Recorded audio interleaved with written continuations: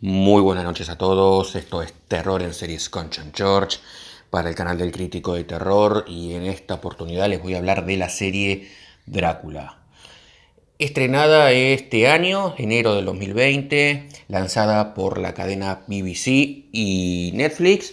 Antes que nada le voy a aclarar que esta primera parte la voy a decir sin spoilers, la segunda no, la segunda para hablar un poco más y analizarla un poco mejor voy a hablar más con spoilers, no voy a decir finales ni nada, pero sí algunos aspectos que quizás obviamente a algunos les gustaría enterarse por sí mismos a medida que van viendo la serie. Esta es una serie creada por los mismos creadores de Sherlock y tiene un formato bastante similar. 3 episodios de más de una hora, aproximadamente 1 hora y media.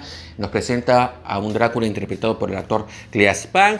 Lo hace bastante bien, dota al personaje de una personalidad estilo Lucifer. Me recuerda mucho a ese personaje.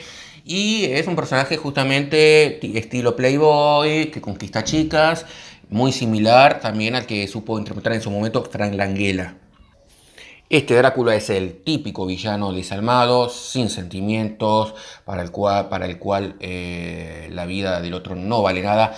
No es el personaje humanizado, con sentimientos sensibles que nos presenta Coppola, sino que es más un Drácula. En ese sentido se puede decir que es un personaje bastante chato.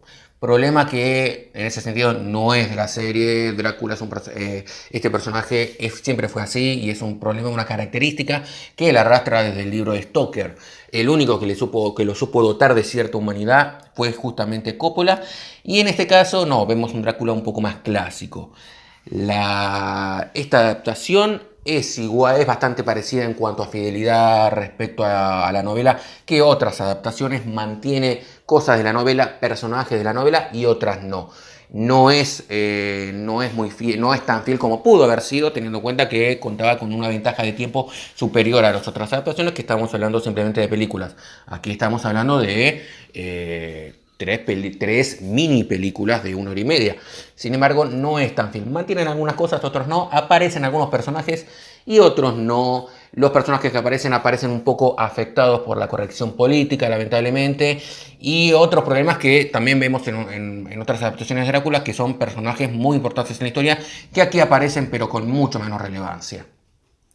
Les comento que a mí me costó bastante analizar esta serie como un todo, debido a que los 3 capítulos son bastante diferentes, bastante autoconclusivos, y realmente al ser tan largos me da la sensación de estar viendo 3 películas distintas o incluso hasta 3 temporadas distintas.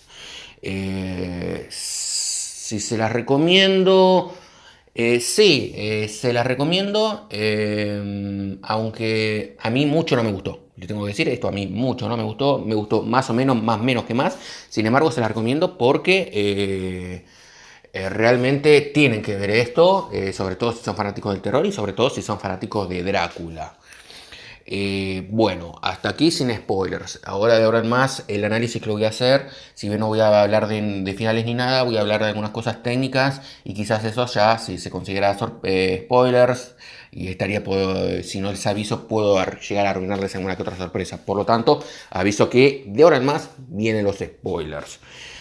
Bueno, la serie son 3 capítulos, y aquí un distintivo, que es que la etapa que transcurre en Londres, al igual que la novela y muchas adaptaciones lo tienen, una parte transcurre en Transilvania, luego se va en barco y la segunda parte transcurre en Londres. La parte que transcurre en Londres transcurre en la actualidad. La serie comienza igual al libro, con Jonathan Harker llegando al castillo del Conde de Drácula para cerrar la venta de la bahía Carfax que había comprado, para que finalmente Drácula viajara a Londres.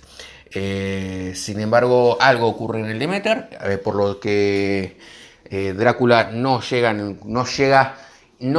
ocurre lo que Drácula tenía planeado, que es lo que justamente ocurría en las otras adaptaciones: llegar a Londres y hacerse cargo de la vía Carfax. Aquí esto no ocurre. Aquí los sucesos ocurridos en el barco cambian un poco y cambian los planes, por los que se despierta en la actualidad.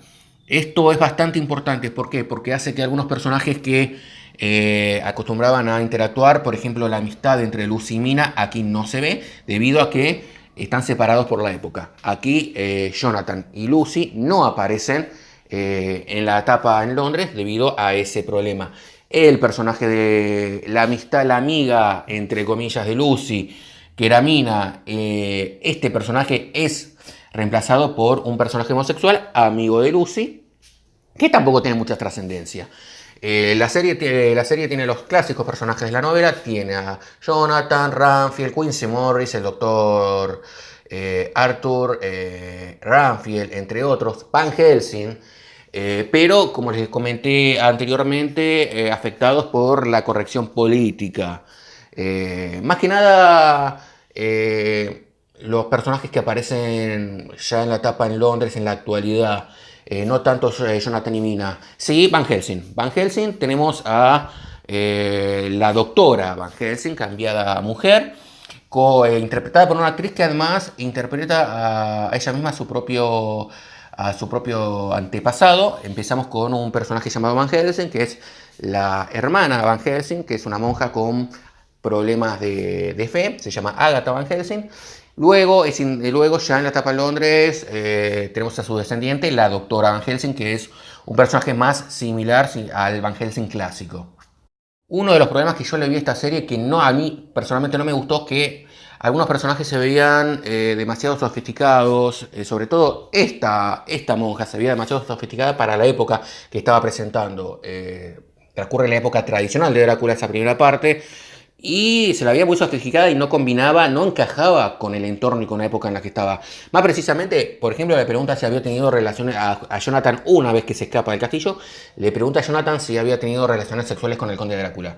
Esa pregunta es muy de ahora, no combina para nada con la época. Es imposible, realmente resulta poco creíble que una monja en esa época le pregunte algo así a una persona. De hecho, es poco creíble que hoy en día una monja lo pregunte hoy.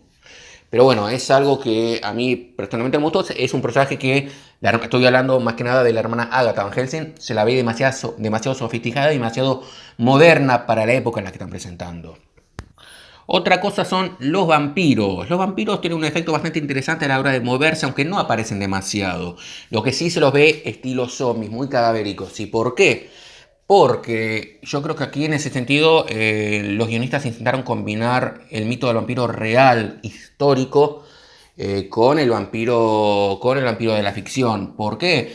Recordemos que en esa época, en esas regiones, existía la creencia de que lamentablemente todas las enfermedades que ocurrían eran por culpa de los vampiros, de las personas que se morían. Pensaban que las personas que se morían se levantaban y se alimentaban y atacaban a las personas por las noches. Esto obviamente no era así, pero bueno, llevó a que se profanaran muchas tumbas, se abrieran ataúdes y clavaran estacas en el pecho de los cadáveres, le cortaran la cabeza.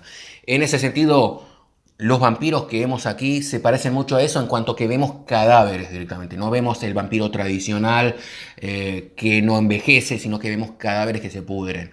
No sé si no sé si es algo que me gustó mucho porque parecían más que nada zombies. En ese sentido, por eso digo que la serie en muchos aspectos me pareció muy grotesca. Cuando Jonathan llega a conocer a Drácula, al castillo de Drácula, se encuentra con un Drácula envejecido. Eso está bueno, es una de las pocas adaptaciones que lo hacen. La de Coppola con el nombre Drácula es la segunda, hasta donde yo sé que lo hace. Y en ese sentido fila el libro y además introduce el concepto de absorción, no solamente de alimentación por parte del vampiro, sino de absorción. A medida que se alimenta de una persona más, va absorbiendo sus conocimientos, sus modales, le va sacando lo importante. Justamente Drácula absorbe a sus víctimas. Y esto está bueno, entre otras cosas, porque le da un mejor motivo a por qué Drácula rejuvenece. Esto no ya desde el libro y en la versión de Coppola simplemente son los poderes de Drácula, nada más. Pero aquí no, aquí le dan un motivo un poquito más rebuscado y un poquito más mejor trabajado, en mi opinión. Y está bueno porque, por ejemplo, en la historia de Coppola, al igual que en esta, Jonathan cuando llega se encuentra con un viejo ermitaño y luego al rejuvenecer no solamente es más joven, sino que es un conde con modales que incluso hasta llegó a seducir a Mina en la versión de Coppola. Y aquí pasa lo mismo, pero aquí está mejor explicado. Aquí, a medida que va absorbiendo a Jonathan en el castillo, se va volviendo más joven, y no solo se va volviendo más joven, sino que además va adquiriendo sus modales, va mejorando su forma de hablar.